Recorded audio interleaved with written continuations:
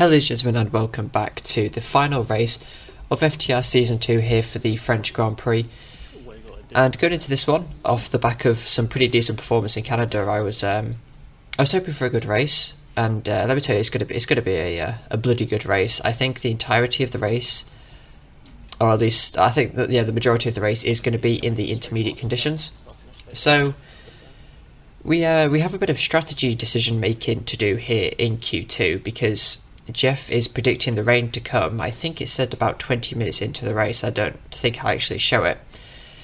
But obviously, Jeff can sometimes be a little bit off with his strategy predictions, shall we say. So I have a decision, and I'm going to try and qualify on mediums and try and get into the top 10, as that is the favoured race tyre. But there is also a chance that the rain could come early enough that we go onto the softs and try and make that work.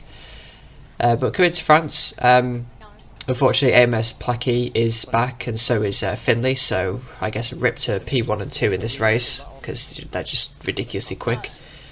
Unfortunately, I decided not to risk going on the mediums, and I decided to go on the softs, which is actually going to prove crucial in the race, starting on the softs. But we'll get to that during the start of the race. And we go P2, a couple of tenths off my teammates, so I'm pretty happy with that result. At least showing some decent pace in qualifying. In terms of the championship, we are 22 points ahead of Websy. It's looking pretty sealed at this point, as this is the final race of the season, but then again, there is still a possibility. Websy has to win this race, and I have to come 9th or lower for him to steal P2. But the chances of all of that coming together are pretty slim, given the pace of the top 5 is pretty insane. And Alex, unfortunately, isn't going to be making an impact in Q3, which we've moved on to now, as he decides that he wants to plant in the barrier and start P10. So I guess that's one less car to be in front of me. But we're going to be setting our laps now. Placky goes on provisional pole for 27.8, showing amazing pace as per usual. We're going to hopefully aim for around a high 27. I feel like would be a good time for me to set. I'll be relatively happy with that performance. I can't remember what I did in the pre-season race. I haven't changed my setup all too much for France. I don't think I really needed to. I don't think I ever did any practice for France. I just sort of may have done like 125% race, and that was it, because I just didn't, couldn't really be bothered doing practice, really. There's nothing really much on the line that's overly important now. But anyway, coming to finish our final run in our first run in Q3, we're going to cross the line to do a 28.5. I believe that's on a set of used soft tyres, though, given the fact that we're quite far off the pace. So, yeah, 28.5, I'll take it. I think a new set of softs will give us at least a second over a used set, so hopefully that can propel us towards the front of the grid pretty quickly, or at least get us higher than what we should be. And start our final run in Q3. We are going out on a fresh set of softs. We currently reside in P5 at the moment. Obviously I expect that to drop down quite considerably when the session ends. And you see for the first turn we pick up 600ths there, going into the next set of corners, making sure not to invalidate, running as close to the white lines as possible. And through the first sector split, we are going to be just around 2 tenths up, and then we get a fantastic launch out of this corner. I believe that's like turn 6. These fresh tyres definitely coming in handy there and allowing us to gain about a tenth and a half out of that corner, which helps us all the way down this straight. Turning in nice early, we missed the apex on the inside of that corner, which kind of messes up this entire chicane really, and we went off quite a bit. The racing point was a little bit distracted ahead, but he got out of the way, so he wasn't actually impeding me with his dirty air. It's just a bit of an eyesore really. We go through the second sector split, we're 4 tenths up, and now through this corner. I absolutely love this turn. Great overtaking opportunity, just a really nice to go around, especially in the dry qualifier. You can take it not flat, but really quickly. And we're now about 6 tenths up as we're coming through the final couple of corners now. It looks to be a high 27, which could put us P3 as we round to the final corner now. We're going to get a pretty decent exit, and we're going to improve by nearly 8 tenths as Eva goes fastest on a 27.4. We do a 27.7, and that gets us P3. So definitely happy with that, as Finley actually goes onto pole position now with a 27.2. so that pushes us down to 4th place. But overall, a pretty decent qualifying performance, as no one else is left to set a lap time. And yeah, let's hopefully carry some momentum forward into the race. Especially since he only did 1 month. So. Well, he's starting on mediums, you could jump off as well. Yes. So you can see with the strategy there, it is obviously, it says a 2-stop. That's a lie. Obviously the rain is scheduled to come, I'd say around about lap 10, maybe lap 11. Yeah, that's not happening. Yeah, it's coming a lot sooner than that. So obviously I was looking at that and I was thinking I'll go double softs. We're obviously going to lose a lot of time doing that, but luckily once we get going on the formation lap, you will hear a radio message from Jeff explaining the weather situation to you. So it's going to benefit us. That's all I'm going to say. Yeah. Twice in Oh, a row. yes. A few laps out, but it is coming. Alright, let me ask him If you again. ask Kenny, it'll be 5 minutes. Oh, it says 5 minutes now. He just said dry seem like the best. It looks like it's gonna rain, doesn't it? Sure. So yeah, rain in about 10 minutes time, looking like it's going to come probably around about lap 8, lap 9 maybe. So we can definitely extend the softs to the end, although Placky is going to be pretty quick towards the end of that. But anyway, let's get ready for the start of the race. We've got 5 red lights for the final race of FTR Season 2, and it's lights out and away we go. We get a pretty decent launch off the line, not really going to be able to contest Placky, get it down to turn 1. I'm actually trying to get him around the outside here as Evo is challenging Finley. Evo locks up, we get around the outside of Placky and he decides to yield the position to us. So that's definitely moved us. That's definitely going to help us as we're not going to be stuck behind the medium runner. We're going to have to defend from him quite heavily though as Evo locks up again. Not going to be doing those tyres any good if he wants to get to the rain period, which is going to be coming pretty soon. And so far it's actually been a decent start as we get up into P3 off the start, and hopefully we'll at least try and keep in touch with these guys. I was going to ask Jeff about the weather again, and he's saying the dry seem like the best tyre for now, which is very useful. But basically that means the rain is imminent effectively. You know, it's like just a few laps out. So whilst it doesn't look like it's going to rain, it's going to get dark pretty quickly as I don't think much else is happening down the grid. Callum has got up into 5th place. I think my teammates has made a couple of positions off the line, if I can see correctly on the minimap. Meanwhile, we're just trying to, just trying to nurse these tyres a little bit, not to do what Evo's doing and locking up into every single corner. We also underfueled the car. Well, we overfueled the car, but we underfueled it for a league race. We only put in, I think, 1 extra lap, maybe. Obviously, with rain, at least on the strategy screen, going to be coming for half the race. There's no point fueling a car as if you're going to be doing a dry race, because in the rain you're going to be using a lot of lean, and obviously that is my typical plan, constantly asking Jeff about the weather. And unfortunately here Websy retires. I think he had contact or something. It looks like he's retired on the pit straight actually, so that's not particularly loud, but it's not going to affect anybody. Well, it didn't affect anybody, but yeah, that's as you heard there, that's P2 secured in the championship. The way I'd want to have got it, but you know, it happened anyway. Moving on to some more interesting things here. Lap 6, so a lot earlier than what Jeff was saying. The rain has decided to make its appearance, which is fantastic news for me, Finley, Evo, and Alex behind, because Placky's not going to get to use the mediums, and we're looking for a move on Evo.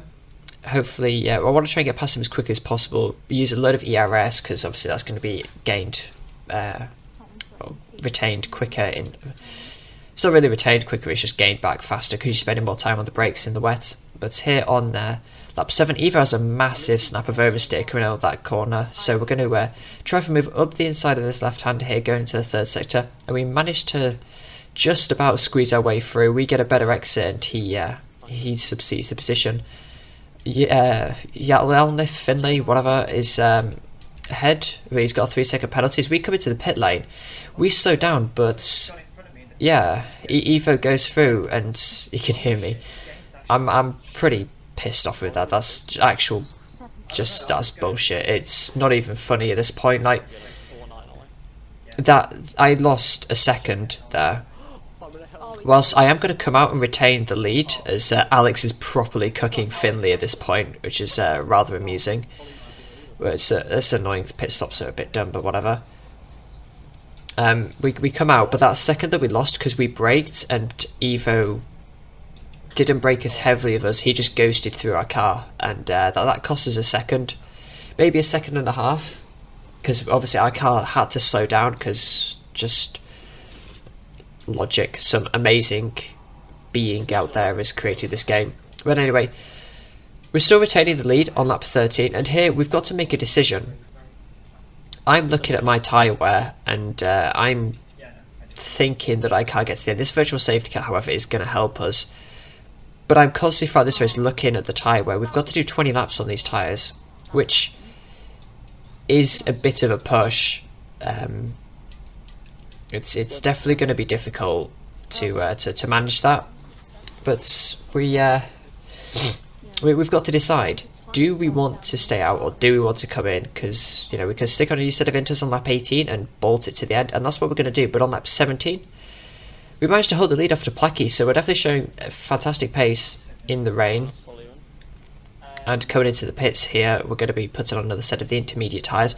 Also, I apologise if I sound a bit nasally. The hay fever has decided it wants to make an appearance, and yeah, it's not fun in any way, shape or form. But coming into the pits, new set of intermediates go on. Finley decides he wants to pit as well, and that leaves Evo and Placky out in the lead by what will be 20 seconds, I believe, as we exit the pit lane. We are in clear there, though, so 20 seconds, 10 laps. Let's see, will we be able to catch up to them? That is the big question, and I'm sat here and I'm thinking, because I was gaining about 5% tyre wear a lap, these guys have to be gaining the same. And there's no way that they can get to the end on those tyres. And if they do, they're going to be very close to punch territory and they're going to be insanely slow. So let's roll through the laps here. Gap is 20 seconds when we finish our out lap, going on to lap 19 now. Then we gain 2 seconds on that lap, down to 18.6. Now it's down to 17.8 on lap 21. 16.9, so the time's not really been gained all too much, and I'm thinking at this point, come on, you've got to start dropping off the cliff. But there we go, it's down to 14 seconds now as we go on to lap 23, and I'm constantly asking Jeff what the gap to the car ahead is, what age their tyres are on, and it's just we've got to pull something out of the bag, because there's 5 laps to go. We've got to gain over 2 seconds a lap now, 2.5 seconds a lap pretty much, but every lap that goes by, their tyres are going to be considerably worse. So it's still potentially doable. I mean, so we go on to lap 23 here. I get distracted. Well, get held up a little bit by Trazatrons in his disconnected car, and I ask Alex and Callum just to have a little bit of hush for these last few laps so I can concentrate. Because with 4 laps left to go, I think it's actually here that I ask for a bit of hush from them too. Because with what will be when we cross the line 3 laps to go, we've got to gain 3 seconds a lap now. And I'm honestly, at this point, I'm thinking it's not doable. And as we come on to start lap 25, the gap to Evo is 8 seconds, the gap to Placky is 9.2. But on 1 lap alone, the gap comes down to 4.8 to Evo. Placky also had a very bad lap as Evo's gained was the back of him, so the gap is now 5.5 seconds to the lead with 2 laps to go. That's still around 3 seconds a lap.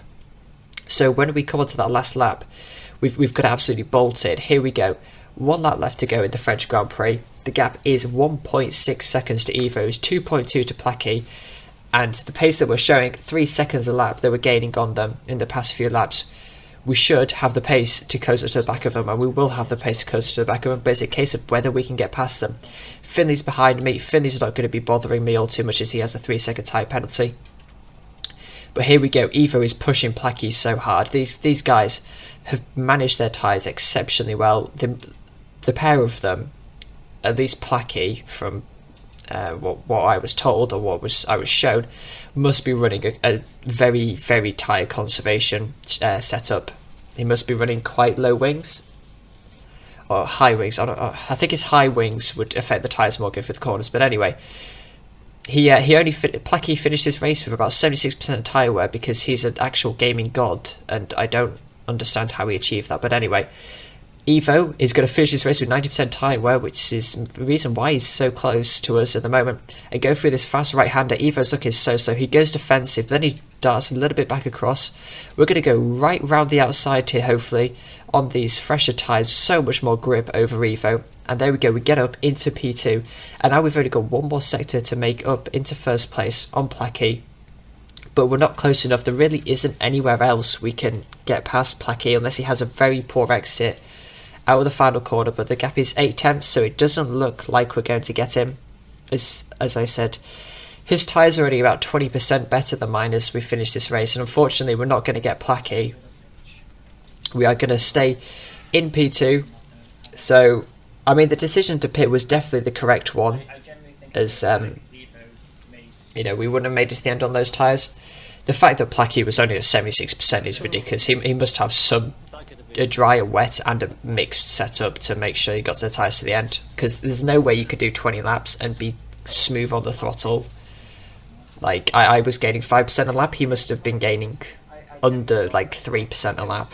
Like, around 3 to 4% per lap, which is just ridiculous. But, yeah, it was a good battle, nonetheless. And obviously, I probably mentioned it here, but that second that we lost because of that bullshit pit lane incident is what screwed us out of a win there, because whilst we still came home, or we still exited the pit lane in first place, we unfortunately, you know, we lost a second because our car had to brake, which is ridiculous.